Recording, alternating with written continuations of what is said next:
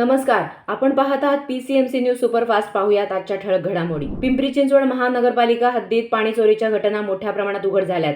अनेक ठिकाणी अनधिकृत नळ जोडण्या वापरल्या जात असल्याने नागरिकांना अपुरा पाणी पुरवठा होतोय. या पार्श्वभूमीवर महापालिका क्षेत्रात तपासणी मोहीम राबवली जात असून आतापर्यंत तब्बल 20,300 बेकायदेशीर जोडण्या तोडण्यात आल्यात. प्रवासाच्या क्षेत्रात पुणे मेट्रोने मोठी झेप घेतली आहे. सप्टेंबर महिन्यात तब्बल 76 लाख प्रवाशांनी मेट्रोने प्रवास केला असून आतापर्यंतची ही सर्वाधिक संख्या आहे. वाहतूक कोंडी आणि वाढलेला प्रवासाचा वेळ यामुळे मेट्रोकडे होणारा कल दिवसेंदिवस वाढतोय.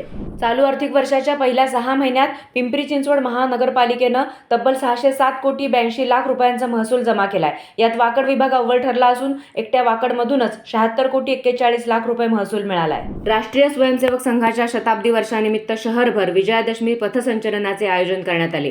हजारो स्वयंसेवकांनी शिस्तबद्धरित्या चालत संचलन केले तर घोष पथकाच्या गजरानं वातावरण भारावून गेलं. नागरिकांकडून झालेल्या पुष्पवृष्टीमुळे कार्यक्रमाची शोभा अधिकच खुलली. पुण्यात होणाऱ्या आंतरराष्ट्रीय ग्रँड चॅलेंज टूर सायकल स्पर्धेसाठी 9 तालुक्यातील रस्त्यांची दुरुस्ती करण्याची जबाबदारी PMRDAवर सोपवली आहे. या कामांसाठी तब्बल 230 कोटी रुपयांचा खर्च अपेक्षित आहे. विजयादशमीच्या दिवशी शहरभर पारंपरिक पद्धतीनं रावण दहन करण्यात आलं. दुर्गापूजेचे कार्यक्रमही झाले.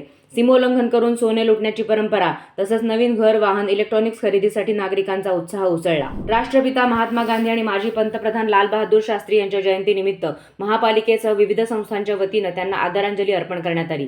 यानिमित्त शहरात विविध कार्यक्रमांचं आयोजन करण्यात आलं होतं. तळेगाव दाभाडे इथं दाभाडे राजघराण्याच्या परंपरेनुसार विजयादशमीनिमित्त शस्त्रपूजन सोहळा संपन्न झाला.